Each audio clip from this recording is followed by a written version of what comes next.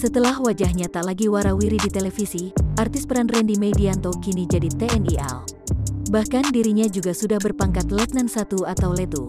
Nama Rendy dulu dikenal berkat sinetron Ganteng-Ganteng Serigala, GGS, yang tayang di SCTV. Selama menjadi aktor, namanya memang tak sepopuler Aliando Syarif.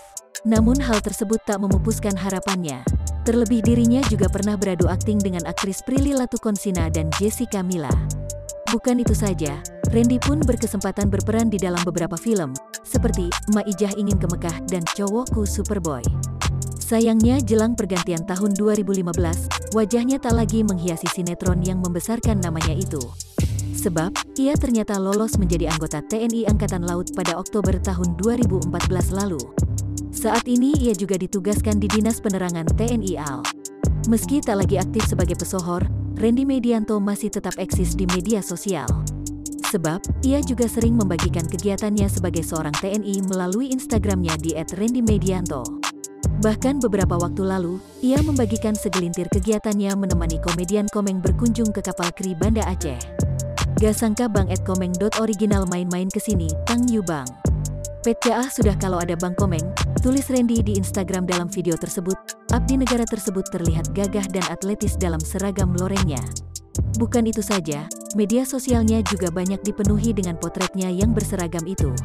Seperti yang pernah dibagikannya pada tahun 2019 lalu, ia terlihat mengenakan pakaian kebesarannya saat melihat ke arah kamera.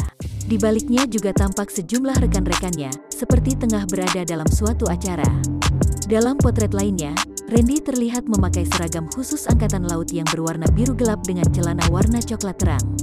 Di bagian dadanya juga terdapat tulisan nama serta tempatnya bertugas.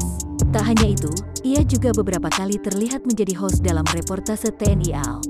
Di samping itu, Rendy Medianto juga pernah membagikan ceritanya saat baru menjadi anggota militer dan mengikuti pelatihan. Penampilannya dulu juga tampak berbeda drastis bila dibandingkan dengan sekarang. Semua ada masanya dan butuh perjuangan untuk mendapatkan sesuatu.